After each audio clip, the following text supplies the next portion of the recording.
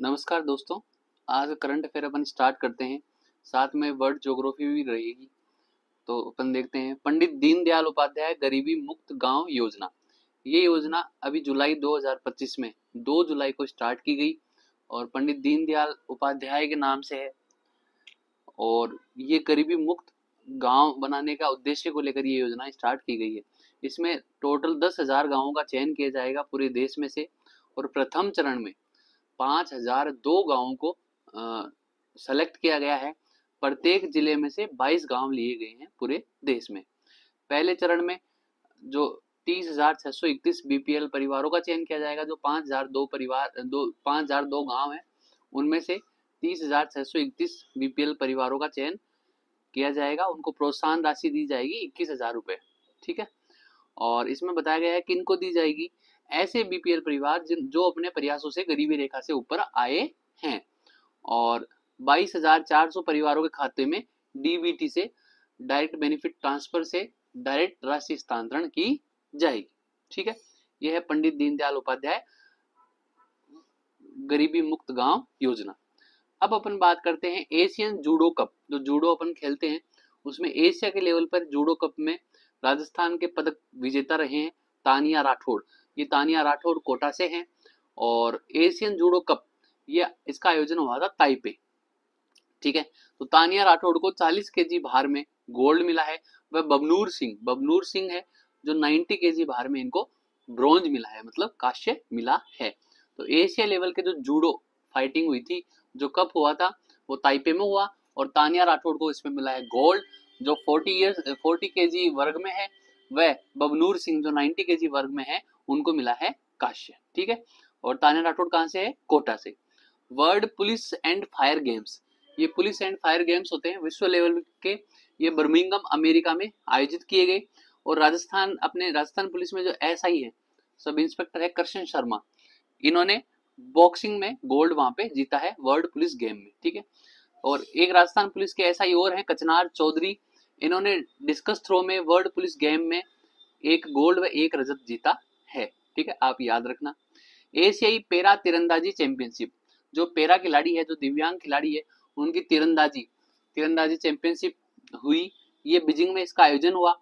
और इसमें जो भारतीयों ने पदक जीता है वो कंपाउंड टीम ने जीता है, मतलब 2 जनों की टीम ने तीरंदाजी में कंपाउंड टीम ने रजत पदक जीता है। उसमें कंपाउंड टीम के खिलाड़ी थे श्याम सुंदर स्वामी, ये बीकानेर से हैं, और राकेश कुमार। ठीक है। फिर अपन बात करते हैं सब जूनियर एशियाई कुश्ती चैंपियनशिप। सब जूनियर एशियाई कुश्ती चैंपियनशिप, मतलब ये कुश्ती चैंपियनशिप है जो एशिया के लेवल पर है। और सब जूनियर मतलब सब जूनियर कैटेगरी की है। और इसमें अश्विनी बिश्नोई जो भीलवाड़ा से है, 17 वर्ष की है, वेरी इंपॉर्टेंट है। इन्होंने लगातार 3 सालों से चैंपियनशिप में पदक जीतती आई है कुश्ती में। अश्विनी बिश्नोई लगभग 17 वर्ष की हैं। और ये जो सब जूनियर कुश्ती चैंपियनशिप हुई थी ये हुई थी वियतनाम में। ठीक है। और अश्विनी बिश्नोई ने 2025 में अंडर 15 में जॉर्डन में गोल्ड मेडल भी जीता था। लगातार 3 मेडल जीतने वाली राजस्थान की पहली महिला बन गई है अश्विनी बिश्नोई, जो भीलवाड़ा से है। विश्व मुक्केबाजी कप, विश्व का जो मुक्केबाजी बॉक्सिंग कप है, ये कप कजाकिस्तान में किया गया। और इसमें गोल्ड मेडल जीता है भारत की 3 महिलाओं ने, साक्षी, जैस्मिन और नूपुर। ठीक है। अगली अपन बात करते हैं एशियाई कप वुशु 2025। मतलब ये बात करते हैं वुशु जो खेल है उसमें एशिया लेवल पर जो कप हुआ 2025 में, वो जिलिन चीन में हुआ। और बूंदी की जो महक शर्मा है, इन्होंने वहां पे रजत पदक जीता है।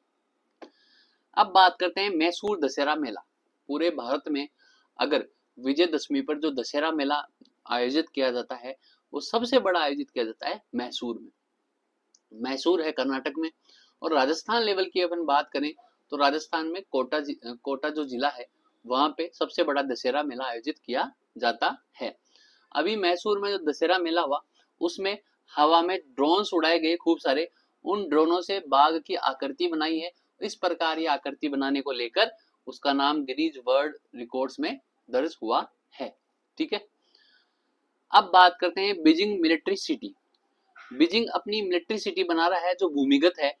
और चीन के अंदर बना रहा है, बीजिंग में बना रहा है। चीन सबसे बड़ा युद्ध बंकर होगा ये इमरजेंसी की कंडीशन में वहां पे युद्ध बंकर के रूप में इसका इस्तेमाल किया जाएगा। और ये भूमिगत कमांड हब है। अमेरिका का ऐसा ही हब है पेंटागन। पेंटागन हाउस अपन बात करते हैं ना, अमेरिका का जो सैन्य अड्डा है वो है पेंटागन। पेंटागन से भी बड़ा होगा बीजिंग मिलिट्री सिटी, BMC। फिर बात करते हैं अरविंद श्रीनिवास की बात करते हैं। तो ये अरविंद श्रीनिवास है, इन्होंने भारत के सबसे युवा अरबपति ये बने हैं लगभग 31 साल की उम्र में। और ये परप्लेक्सिटी AI जानते हो ना आप, ये जो आर्टिफिशियल इंटेलिजेंस चल रहा है भारत, परप्लेक्सिटी, उसके CEO है अरविंद श्रीनिवासन। ठीक है। फिर बात करते हैं कैटलीना चैनल। ये चैनल तैर कर पार किया है 17 वर्षीय जिया राय ने। जिया राय ने ये चैनल तैर के पार किया है। ये पैरा स्विमर है, दिव्यांग खिलाड़ी है। इन्होंने इससे पहले इंग्लिश चैनल व जो अपने पाक स्ट्रेट है ये भी इन्होंने तैर कर पार किया था। और ये पैरा स्विमर है। पैरा स्विमर किस प्रकार से है, इनको ऑटिज्म नाम का डिसऑर्डर है, जो मानसिक एक बीमारी है, उससे पीड़ित है। और इन्होंने ये कारनामा करके दिखाया। कैटलीना चैनल इन्होंने तैर कर पार किया है जिया राय ने। ICAO की बात करते हैं, इंटरनेशनल सिविल एविएशन ऑर्गेनाइजेशन। जो भी विश्व में जो जैसे अपने ट्रैफिक कंट्रोलर होते हैं जो रोड पे ट्रैफिक कंट्रोल करते हैं, वैसे ही एयर ट्रैफिक कंट्रोल करने का दायित्व पूरे विश्व का ICAO को दिया गया है, इंटरनेशनल सिविल एविएशन ऑर्गेनाइजेशन को। ये यूनाइटेड नेशन की विशेष एजेंसी है। ये जो एयर ट्रैफिक होता है उसको कंट्रोल करता है, हवाई यात्रा को सुरक्षित बनाता है, वह व्यवस्थित ऑर्डर्ड बनाता है। ठीक है। अब ट्रैफिक खूब सारे हो जाते हैं भाई, अलग अलग देशों के प्लेन उड़ रहे हैं, एक समय पर उड़ रहे हैं, अगर वो एक ही मार्ग से जाएंगे तो टकराने की संभावना रहती है। इन सबको व्यवस्थित करता है अंतरराष्ट्रीय स्तर पर ICAO, जो UN की एक स्पेशलाइज एजेंसी है। इसका हेडक्वार्टर मॉन्ट्रियल कनाडा में है। कनाडा मॉन्ट्रियल में है, जो उत्तरी अमेरिका का एक देश है। मॉन्ट्रियल कनाडा में आपको पता है जो एंटी डोपिंग एजेंसी है, वर्ल्ड एंटी डोपिंग एजेंसी वाडा, इसका भी हेडक्वार्टर वहां पे है। ICAO में लगभग 193 दुनिया भर के देश इसमें शामिल हैं।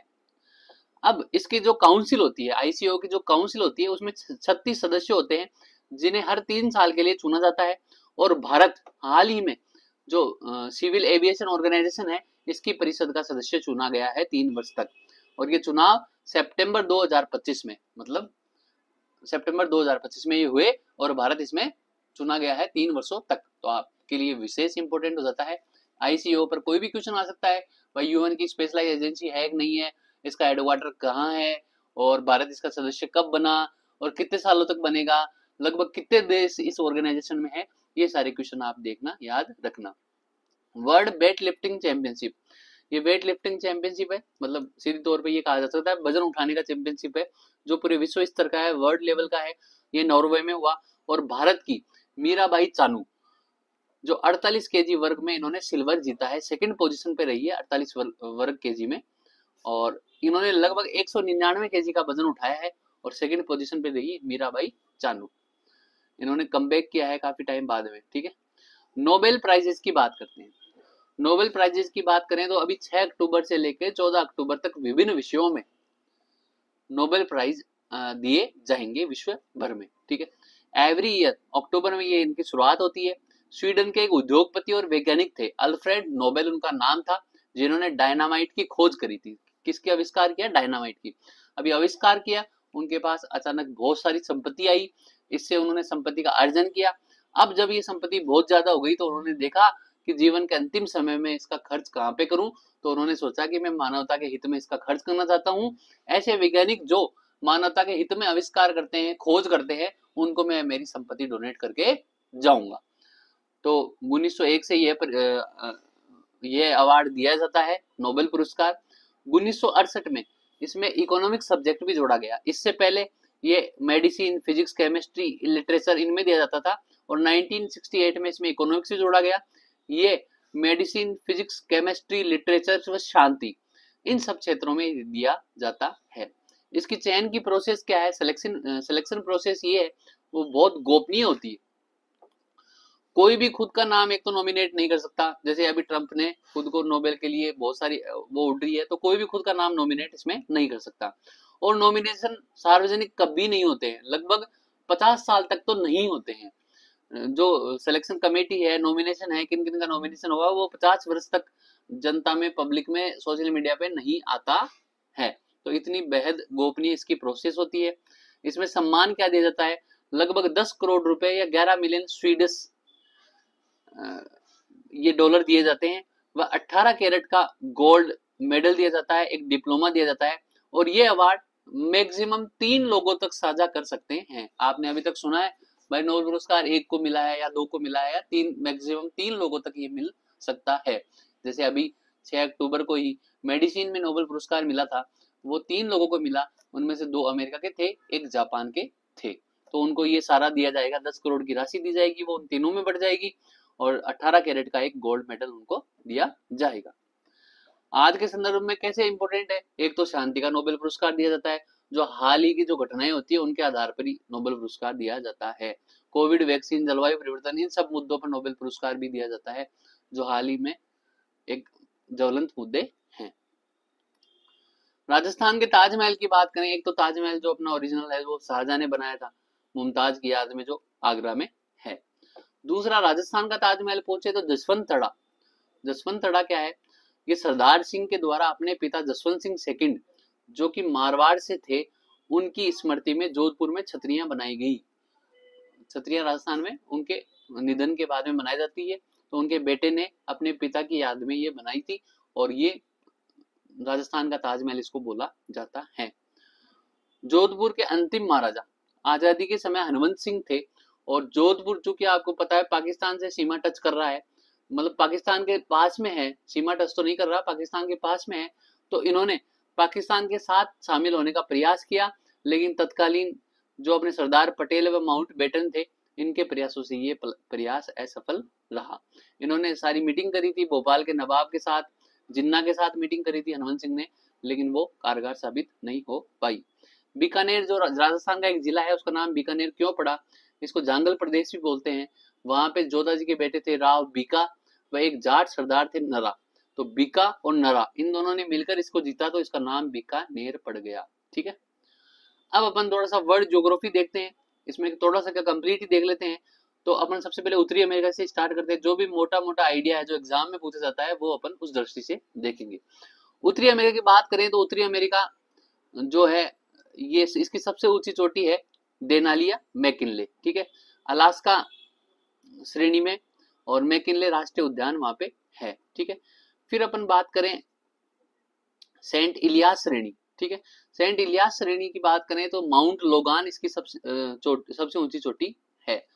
एक कैस्केड श्रेणी, कैस्केड श्रेणी की ऊंची चोटी है रेनियर, ये रेनियर, हुड, शास्ता, ये 3 उत्तरी अमेरिका में ज्वालामुखी हैं।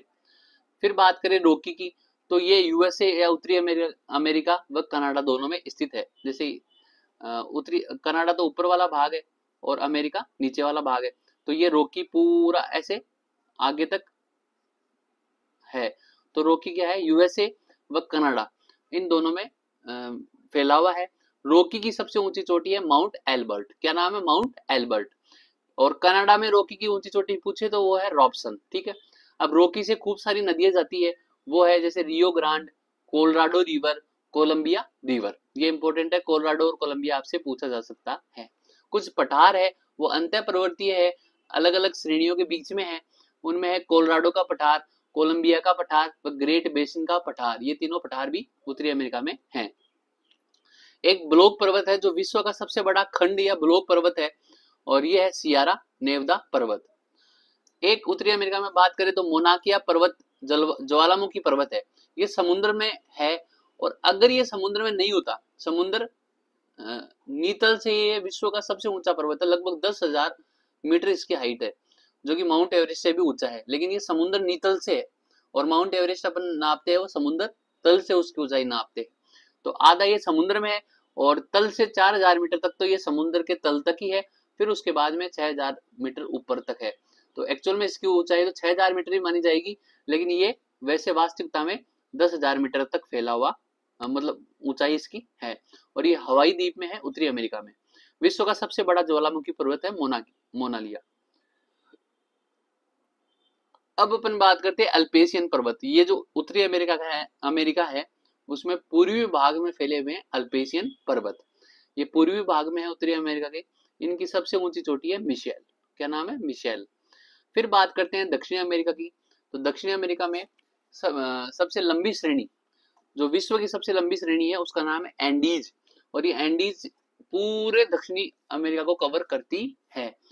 तो इसमें खूब सारे अंतः पर्वतीय पठार भी हैं जिनका नाम है जैसे बोलीविया का पठार, ये एंडीज के अंदर ही है, इसे अल्टीप्लेनो भी बोलते हैं। दक्षिणी अमेरिका की सबसे ऊंची चोटी की बात करें तो अकांगुआ दक्षिणी अमेरिका की सबसे ऊंची चोटी है। और नदी की बात करें तो दक्षिण अमेरिका में सबसे बड़ी नदी है अमेजन, जिसमें जो वन है वो विश्व के फेफड़े कहलाते हैं, और कोलोराडो रिवर भी वहां पे जाती है। और ये कोलोराडो रिवर उत्तरी अमेरिका में भी है, मैंने आपको बताया ना, ये कोलोराडो रिवर उत्तरी अमेरिका में भी है और दक्षिणी अमेरिका में भी है। और फिर मोन्टाना वन पाए जाते हैं दक्षिणी अमेरिका में। इसके अलावा खूब सारी चोटियां दक्षिणी अमेरिका में है, जैसे कैटोप्सी, चिम्बाराजो, ओजस डेल सलादो, ये सारी क्या है, ज्वालामुखी चोटियां हैं। अफ्रीका की बात करें तो अफ्रीका को अंध महाद्वीप बोला जाता है। ये माउंट एटलस यहाँ पे अफ्रीका में है, और यहाँ पे एक है गियाना हाईलैंड जिसमें माउंट लोमा है, ये जोस का पठार है, यहाँ रुवेंजरी पर्वत है, ये अपने इथोपियन हाईलैंड है इधर वाला भाग, और ये ईस्ट अफ्रीका प्लेटू है, पूरा ईस्ट अफ्रीका प्लेटू, ईस्ट अफ्रीका का पठार बोलते हैं इसको। इसमें केनिया, किलीमंजारो जो अफ्रीका की सबसे ऊंची चोटी है। फिर इसके बाद में बात करें तो ये है बीक का पठार, और ये नीचे है जो दक्षिणी अफ्रीका की बात करें उसमें ग्रेट कारू जहां से ड्रेकन्सबर्ग पर्वतमाला है। इनके सब के बारे में अपन देखते हैं। पहले एटलस पर्वत की बात करते हैं। एटलस पर्वत की सबसे ऊंची चोटी है टॉपकल। ये एटलस पर्वत अफ्रीका के पश्चिम भाग में है, उत्तर पश्चिमी भाग में है। लोमा पर्वत की बात करें तो मैंने आपको बताया जो गिनी उच्च भूमि है उसका भाग है लोमा पर्वत, इसकी सबसे ऊंची चोटी है बिन तुमानी, ठीक है। ड्रेकन्सबर्ग पर्वत की बात करें तो ड्रेकन्सबर्ग पर्वत ये ग्रेट कारू जो दक्षिणी अफ्रीका में स्थित है, यहाँ से ऑरेंज रिवर निकलती है और इसकी सबसे ऊंची चोटी है लेनियाना, ठीक है। फिर किलीमंजारो पर्वत की बात करें तो ये अफ्रीका का सबसे ऊंचा पर्वत क्या है, किलीमंजारो। अफ्रीका का पूछे तो किलीमंजारो, और दक्षिणी अमेरिका का पूछा तो एकांगुआ, ठीक है। ये ज्वालामुखी शंकु है यहाँ पे 3, इनको बोलते हैं कीवो, मावेंजी और शिरा। ये कहाँ है, किलीमंजारो पर्वत पे, ठीक है। केन्या की बात करें तो केन्या जो माउंट केन्या है वहां पे चोटी है, उसका नाम है बातियान। रुवेंजरी पर्वत का बात करें तो रुवेंजरी पर्वत ये जो ईस्ट अफ्रीका प्लेटू है उससे अलग है, इसको चंद्रमा के पर्वत भी बोलते हैं, और यहाँ पे माउंट स्टेनली नाम का सबसे ऊंचा पर्वत इसका है। माउंट स्टेनली रुवेंजरी का सबसे बड़ा पर्वत है, और रुवेंजरी को अफ्रीका के आल्पस पर्वत भी बोलते हैं। वैसे आल्पस पर्वत यूरोप में स्थित है। यूरोप की बात करें, यूरोप में एक है कैंटबराइन पर्वत, ये स्पेन में है, और यहाँ से इब्रो रिवर निकलती है। एक है पिरेनीज पर्वत पे ये है स्पेन और फ्रांस की सीमा पर, यहाँ से गैरोन रिवर निकलती है। वासिजिस पर्वत की बात करें तो ये फ्रांस में है। हॉर्ज पर्वत की बात करें तो ये जर्मनी में है। आल्पस की बात करें ये 8 देशों में यूरोप में फैला हुआ है। जो यूरोप में स्थित सबसे ऊंची श्रेणी है आल्पस, और यहाँ पे इसका ऊंचा पर्वत है माउंट ब्लांक जो फ्रांस में है। इसके अलावा बात करें मैटरहॉर्न पर्वत, यहाँ से राइन व रोन पो रिवर निकलती है। आल्पास से कौन कौन सी रिवर निकलती है, राइन, रोन एंड पो रिवर। फिर पिंडस की बात करें तो पिंडस ग्रीस में है, और ग्रीस की रीढ़ की हड्डी कहलाती है पिंडस पर्वत, ठीक है। एपिनाइन की बात करें इटली में है, इटली में पूरा फैला हुआ है, यहाँ से टिवेर रिवर निकलती है। बल्कान पर्वत की बात करें तो बल्कान सर्बिया व बुल्गारिया में है, यहाँ की ऊंची चोटी है बोटेव। कॉकेसस पर्वत की बात करें तो वेरी इंपॉर्टेंट है, काला सागर व कैस्पियन सागर के बीच में फैला हुआ है कॉकेसस पर्वत, ये कनेक्टिंग लीड है काला सागर व कैस्पियन सागर की। और यूरोप की सबसे ऊंची चोटी है एल्ब्रुस, आप याद रखना कॉकेसस में है एल्ब्रुस।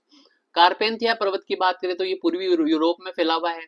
यूराल पर्वत की बात करें तो यूरोप एशिया की जो सीमा है वहां पे यूराल पर्वत है, यहाँ से यूराल रिवर निकलती है, और रूस व कजाकिस्तान में ये है।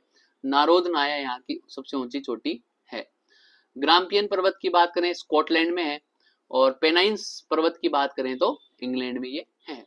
एशिया की बात करें अपन तो आसीर सऊदी अरब व यमन में है। पॉन्टीन व टोरस ये तुर्की के दोनों तरफ है। ये जैसे तुर्की में अनातोलिया का पठार है, इसके ऊपर पॉन्टीन है, नीचे टोरस है, और ये दोनों जहां मिलते हैं वहां पे है अरारत पर्वत। और इसके इधर ईरान का पठार है, तो ईरान के पठार के ऊपर है एल्ब्रूज और नीचे है जाग्रोस, ठीक है। तो पोंटीन व टोरस के बीच में तुर्की में ये फैले हुए, तुर्की में, और टिग्रिस व यूफ्रेटस रिवर निकलती है पोंटीन व टोरस से। अरारत पर्वत की बात करें, ये भी टर्की में है और ये मृत ज्वालामुखी है। अरारत पर्वत एल्ब्रूस व जाग्रोस पर्वत जहां पे आके मिलते हैं वहां पे अरारत पर्वत है। एल्ब्रूस व जाग्रोस की बात करें, ये ईरान में है, ईरान के पठार के दोनों तरफ है। यहाँ देमाविंद चोटी जो एल्ब्रूस में है सबसे ऊंची चोटी है। हिंदुकुश पर्वत की बात करें तो ये हिंदुकुश पर्वत है, यहाँ सुलेमान है, यहाँ पामीर घाट है, यहाँ तिएनशान है, यहाँ कुलुनशान है, ये तिब्बत का पठार है और ये हिमालय है।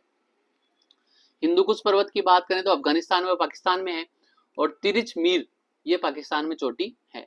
सुलेमान पर्वत पाकिस्तान में है, साल्ट रेंज पाकिस्तान में है, छगई की पहाड़ी पाकिस्तान में है, पाकिस्तान का परमाणु केंद्र है छगई की पहाड़ी जो बहुत बार न्यूज में रहता है।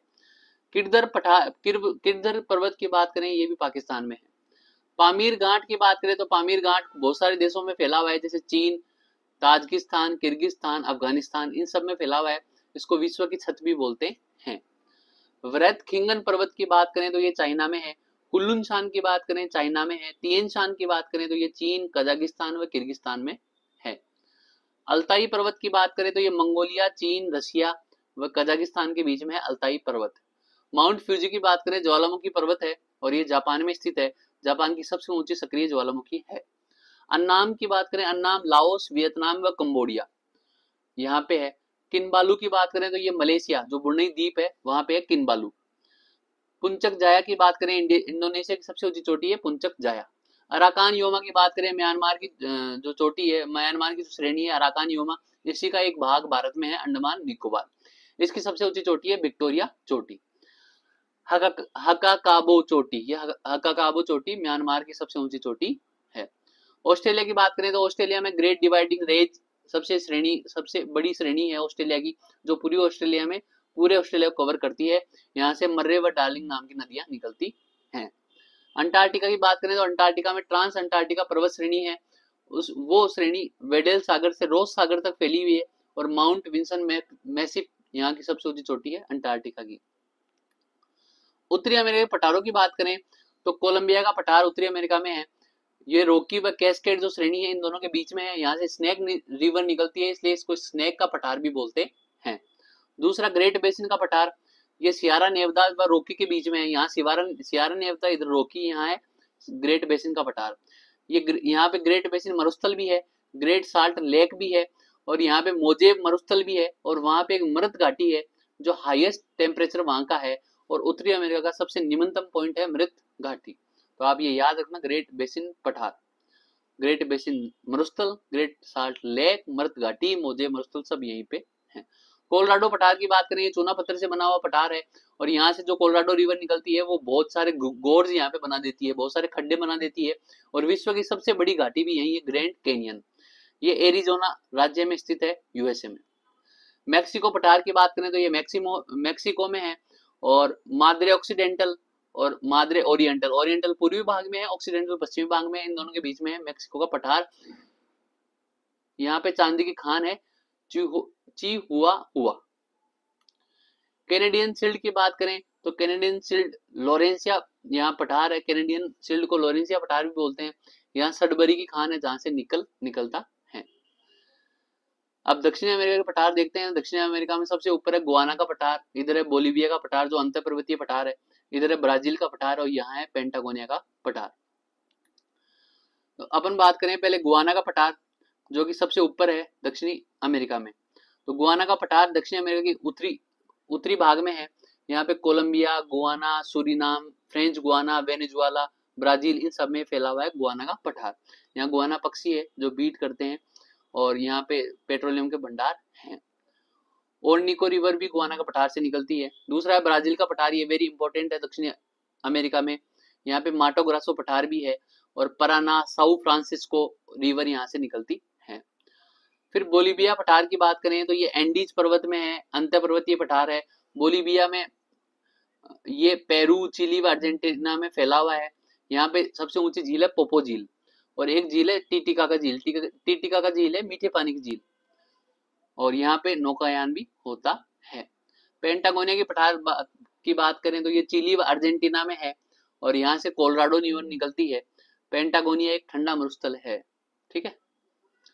अफ्रीका के पठारों की बात करें तो अफ्रीका में एक तो है गिनी उच्च भूमि, जहां पे माउंट लोमा मैंने आपको बताया था। गिनी उच्च भूमि में फाउटा जलोन पठार, लोमा पर्वत, ये सारे इसी के भाग है। बिन तुमानी चोटी है, नाइजर रिवर निकलती है। फाउटा जलोन का पठार ये पश्चिमी अफ्रीका में है और ये इसी में है, गिनी उच्च भूमि में ही पड़ता है। जोस का पठार की बात करें तो नाइजर व नाइजीरिया के बीच में है। वह अंबुजा, नाइजीरिया अंबुजा शहर भी यहीं पे है। कतंगा का पठार का बात करें तो कतंगा का पठार बीच में है अफ्रीका में, कांगो प्रजातांत्रिक व जाम्बिया के बीच, जाम्बिया में है ये। और शाबा का पठार भी इसको बोलते हैं, कतंगा के पठार को। लुआ लाब रिवर यहाँ से निकलती है, कांगो रिवर निकलती है जो कि विषुवत रेखा को 2 बार काटती है। बी का पठार की बात करें अंगोला देश में है, जाम्बेजी रिवर यहाँ से निकलती है। वृत्त कारुक की पठार की बात करें तो दक्षिणी अफ्रीका में है। पूर्वी अफ्रीका पठार की बात करें, इसमें खूब सारे पर्वत है, जैसे केन्या पर्वत है और किलीमंजारो है, विक्टोरिया झील है। सबसे बड़ा पठार है अफ्रीका का पूर्वी अफ्रीका पठार। ये युगांडा, केन्या व तंजानिया में है। किलीमंजारो जो अफ्रीका की सबसे ऊंची चोटी वो यही है। विक्टोरिया झील जहां से नील नदी निकलती है वो भी यहीं पे है। यूरोप के पठारों की बात करें तो फिनेस कैवेंडियन पठार, ये जो उत्तरी पश्चिमी यूरोप का भाग है वहां पे पाए जाते हैं। मैसिव सेंट्रल की बात करें तो ये दक्षिणी फ्रांस में है। लोआर व सीन नदी यहाँ से निकलती है। मेसोटा सेंट्रल की बात करें तो ये स्पेन व पुर्तगाल में है। इसे आइबेरियन का पठार भी बोलते हैं। बबेरियन पठार की बात करें, ये दक्षिणी जर्मनी में है। कॉन्स्टेंट झील व डेन्यूब रिवर के किनारे पर है बबेरियन पठार। बोहेमिया पठार की बात करें तो चेक गणराज्य, उत्तरी ऑस्ट्रेलिया व दक्षिणी पोलैंड में है। एशिया की बात करें तो अनातोलिया का पठार मैंने आपको बताया तुर्की में है। अनातोलिया के चारों ओर पोन्टीन व टोरस श्रेणी है और एशिया माइनर भी इसको बोलते हैं अनातोलिया पठार को। ईरान पठार की बात करें, इसके दोनों तरफ एलब्रूज व जाग्रोस श्रेणियां हैं। वहां पे खूब सारे 2 मरुस्थल है ईरान में, दस्ते लूट, दस्ते काबीर। फिर पोटवार पठार की बात करें तो ये पाकिस्तान, पूर्वी पाकिस्तान में है और पाकिस्तान की राजधानी इस्लामाबाद भी पोटवार के पठार में ही है। तिब्बत की पठार की बात करें तो ये कुल्लुनशान व जो हिमालय इन दोनों के बीच में है तिब्बत का पठार। फिर अपन बात करते हैं शान का पठार। शान का पठार पूर्वी म्यांमार में स्थित है। सालवीन रिवर यहाँ से निकलती है। आर्मेनियन उच्च भूमि की बात करें तो ये आर्मेनिया, अजरबैजान, जॉर्जिया, ईरान, तुर्की इन सब में है और यहाँ की सबसे ऊंची चोटी है अरारत। मध्यवर्ती साइबेरियन पठार की बात करें तो ये येनिसी व लीना रिवर के बीच में है, रसिया में है। और तुंगस्का रिवर भी यहाँ से निकलती है। लोयास का पठार की बात करें जो चीन में है, हुआंगो रिवर भी यहाँ से निकलती है। ऑस्ट्रेलिया की बात करें तो पश्चिमी पठारी प्रदेश ऑस्ट्रेलिया में है।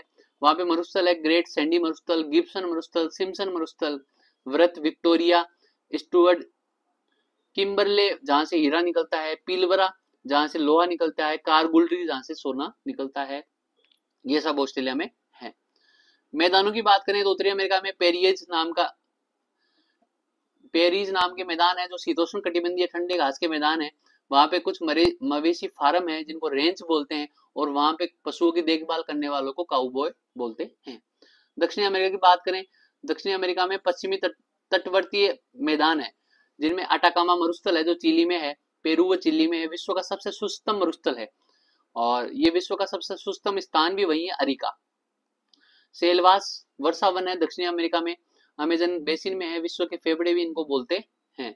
लानोस, ग्रान चाको, कैंपोस, सेराडोस व केटिंग्स ये उष्ण कटिबंधीय घास के मैदान है जो दक्षिणी अमेरिका में है।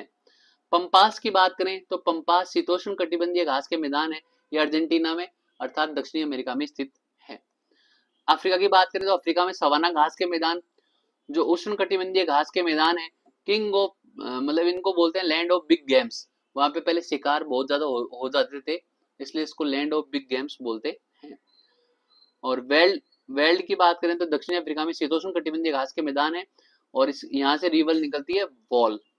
यहाँ पे मक्का त्रिभुज, मक्का ट्राइंगल भी है और मेरिनो भेड़ भी वेल्ड क्षेत्र में पाई जाती है दक्षिणी अफ्रीका में। यूरोप के मैदानों की बात करें तो यहाँ पे स्टेपी नाम के मैदान है जो शीतोष्ण कटिबंधीय घास के मैदान है। व एशिया के मैदानों की बात करें तो मंचूरिया का मैदान जो चीन में स्थित है। साइबेरियन मैदान की बात करें ये रूस में है। ऑस्ट्रेलिया के मैदानों की बात करें तो नल्ला बोर का मैदान, नल्ला बोर का मैदान दक्षिणी ऑस्ट्रेलिया में है। न्यूजीलैंड में बात करें तो कैंटबरी मैदान, ये शीतोष्ण कटिबंधीय घास के मैदान है न्यूजीलैंड में। मरुस्थलों की बात करें तो उत्तरी अमेरिका में मरुस्थल है ग्रेट बेसिन मरुस्थल, ये शीत मरुस्थल है। मोजेब मरुस्थल ये गर्म मरुस्थल है, यहाँ पे मर्द घाटी है, सबसे हाईएस्ट टेम्परेचर रहता है और सबसे निम्नतम बिंदु है उत्तरी अमेरिका का। सोरेनन मरुस्थल की बात करें ये गर्म मरुस्थल है। वह दक्षिणी अमेरिका के मरुस्थल की बात करें तो अटाकामा मरुस्थल ये विश्व का सुस्तम मरुस्थल है, यहाँ पे सुस्तम स्थान है अरिका, पेरू व चिली में स्थित है और ये पश्चिमी दक्षिणी अमेरिका का पश्चिमी भाग है। पेंटागोनिया मरुस्थल की बात करें तो ये ठंडा मरुस्थल है जो कि अर्जेंटीना में है। अफ्रीका के मरुस्थल की बात करें तो सहारा मरुस्थल ये गर्म मरुस्थल है, 11 देशों में फैला हुआ है। तुआरेग व बेदुअन जनजाति यहाँ पे पाई जाती है। कालाहारी मरुस्थल की बात करें तो बोत्सवाना में है, बुशमैन नाम की जनजाति यहाँ पे पाई जाती है।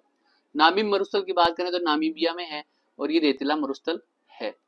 एशिया के मरुस्थलों की बात करें तो रूब अल खाली मरुस्थल ये सऊदी अरब में है। तकला मकान चीन में जो ठंडा मरुस्थल है। गोबी मरुस्थल ये चीन व मंगोलिया में है जो ठंडा मरुस्थल है। कुछ रिवर्स की अपन बात करते हैं तो रिवर्स में उत्तरी अमेरिका की रिवर है मैकेंजी, उत्तरी अमेरिका में मैकेंजी रिवर है जो कनाडा में बहती है। इसके अलावा Yukon, Mississippi, Hudson, Potomac, Saint Lawrence नाम की रिवर है। सेंट लॉरेंस रिवर पे नियाग्रा जलप्रपात है जो कि कनाडा यूएसए की सीमा पर है। झील की बात करें तो उत्तरी अमेरिका में ग्रेट बैरियर झील, ग्रेट स्लेव, अथाबास्का, रेंडियर झील, विनिपेग झील का है कनाडा में। ग्रेट लेक्स यहाँ पे 5 लेक्स है जिनको होम्स नाम से आप याद कर सकते हैं। सुपीरियर, ह्यूरोन, ईरी, ओंटेरियो, ये सब यूएसए व कनाडा की सीमा में है और केवल यूएसए में पूछे तो वो मिशिगन झील है यूएसए में। Great salt lake, finger lake, ये सारे यूएसए में झीलें हैं। दक्षिणी अमेरिका की बात करें तो सबसे बड़ी नदी है अमेजन, जो विश्व की सबसे बड़ी रिवर है अमेजन और इस अपवाह क्षेत्र के आधार पर। और निको रिवर ये वेनेजुएला कोलंबिया में है, मैंने आपको बताया कि वहां के जो पठार से निकलती है, गुआना के पठार से निकलती है। झील की बात करें टिटिकाका झील ये पेरू में है, बोलीविया के पठार पर है और विश्व की सबसे ऊंची नौकायान की झील है टिटिकाका झील। एंजल जलप्रपात की बात करें ये वेनेजुएला में है, विश्व का सबसे ऊंचा जलप्रपात है और कैरो रिवर पे बना हुआ है एंजल जलप्रपात। और अफ्रीका की रिवर की बात करें तो नील नदी विश्व की सबसे लंबी नदी है नील नदी और नाइजर रिवर अफ्रीका में है। कांगो या जायरो रिवर ये कर्क रेखा को 2 बार, विषुवत रेखा को 2 बार काटती है कांगो रिवर और यहाँ पे स्टीनले व लिविंगस्टोन जलप्रपात भी है। जाम्बेजी रिवर की बात करें तो ये विक्टोरिया जलप्रपात यहाँ पे बना हुआ है। जाम्बिया नाम का जिला मतलब वहां का देश है अफ्रीका का और जाम्बिया व जिम्बाब्वे की सीमा पर है जाम्बेजी रिवर। लिम्पोपो रिवर की बात करें तो ये मकर रेखा को 2 बार काटती है जो अफ्रीका में है। झीलें बात करें अफ्रीका में विक्टोरिया झील ये तंजानिया युगांडा की सीमा पर है, नील नदी से इसका उद्गम होता है। रुडोल्फ झील ये केन्या में है। तंगानाइका झील ये सबसे लंबी झील है विश्व की और तंजानिया, जाम्बिया व कांगो में ये है। चाड झील की बात करें तो चाड तंजानिया, नाइजर, चाड व कैमरून में है। यूरोप की कुछ नदियां देखें तो थेम्स व सीम नदी ये इंग्लैंड में है। राइन नदी जो जर्मनी में है। पो रिवर जो इटली में है। डेन्यूब, एल्ब, वोल्गा, यूराल ये सारी नदियां हैं। इसके अलावा टिग्रिस रिवर जो टर्की, सीरिया व इराक में है टिग्रिस। फिर झीलों की बात करें तो लाडोगा झील रूस में, ओनेगा रूस, बेकाल रूस व कैस्पियन सागर मध्य एशिया में व रूस में स्थित है। और एक प्लिट्विस झील ये क्रोएशिया में है, विश्व धरोहर में शामिल है। एशिया की रिवर्स की बात करें तो यांग सिटी क्यांग ये चीन में बहती है, एशिया की सबसे लंबी रिवर है यांग सिटी क्यांग। शालविन रिवर जो म्यांमार से बहती है अराकान युमा पर्वत से। सर्व अम्बू दरिया ये मध्य एशिया में है। महावेली गंगा श्रीलंका में बहती है। मेकोंग रिवर ये चीन, Myanmar, Laos, Thailand, Cambodia, Vietnam में बहती है। अमूर की बात करें तो रूस व चीन में है। झील की बात करें बालकश ये कजाकिस्तान में है। उर्मिया की बात करें ईरान में है। अरल सागर ये कजाकिस्तान व उज्बेकिस्तान में है। ऑस्ट्रेलिया में मर्रे, डार्लिंग, विक्टोरिया ये सब रिवर है। आयर वहां पे झील है। जापान की बात करें तो जापान में एक सत्तारूढ़ लिबरल डेमोक्रेटिक पार्टी के नए अब जो पीएम वहां के बने हैं ये महिला है, 64 वर्षीय, इनका नाम है साने ताकाइची। वहां पे इशिबा शिगेरू जो पूर्व पीएम थे इन्होंने इस्तीफा दे दिया था और जापान के अब नए पीएम होंगे साने ताकाइची। अश्विन शुक्ल पूर्णिमा अर्थात कल शरद पूर्णिमा का उत्सव मनाया गया। बीआरओ बॉर्डर रोड ऑर्गेनाइजेशन ये बॉर्डर पर रोड बनाती है और ये इन्होंने सबसे ऊंची रोड बनाई है लद्दाख में, अभी 19,400 फीट की ऊंचाई पर। ये मोटरेबल रोड है, वहां पे आवागमन हो सकता है। एक्सरसाइज कोंकण की बात करें तो भारत और ब्रिटेन के बीच में होने वाली एक्सरसाइज है, और भारत की ओर से इंडियन नेवल शिप विक्रांत इसमें भाग लेगा। अभी मैंने बताया कि मेडिसिन में नोबेल पुरस्कार मिला है। अमेरिका के जो आदमी इसमें है वो है मरी ई ब्रंका और फ्रेड राकस डेल, और जापान से है सिमोन साकागुची। इन्होंने इम्यून सिस्टम की बेहतर स्टडी को लेकर कुछ स्टडी की है, ताकि इम्यून सिस्टम को अच्छी तरीके से समझा जा सके। ये मेडिसिन का नोबेल पुरस्कार मिला है। आईसीजीएस अक्षर की बात करें, ये कोस्ट गार्ड का एक वाहन है अक्षर, और ये भारत की जो तटीय सीमा है उसकी सुरक्षा में काफी सहायता करेगा। 4 अक्टूबर को इसको इंडियन कोस्ट गार्ड में शामिल किया गया है, और ये अदम्य क्लास का वाहन है। ये कहाँ, इसका बेस कहाँ है, कराईकल पुडुचेरी में। अभी हाल ही में आपने खूब खबरें सुनी है, जो राजस्थान मध्य प्रदेश के इलाका है, वहां पे छोटे बच्चों के कप सिरप पीने से उनकी मौतें हो रही है। तो उस कप सिरप में एक साल्ट है डीईजी, इसको बोलते हैं डाइथाइलिन ग्लाइकोल। ये डाइथाइलिन ग्लाइकोल पारदर्शी बिना गंध वाला साल्ट है, बहुत ही जहरीला है। इसका उपयोग कॉस्मेटिक, पेंट, प्लास्टिक इन सब में किया जाता है। कभी कभी कप सिरप में भी इसका उपयोग किया जाता है, लेकिन वो 0.1% तक उपयोग किया जाता है। और अभी कप सिरपों में ये 45% से ऊपर इसकी मात्राएं मिली है, जो कि उन बच्चों की मौत का कारण बना है। तो डाइथाइलिन ग्लाइकोल। तो आज के लिए इतना ही। प्लीज चैनल को लाइक और सब्सक्राइब करें। धन्यवाद।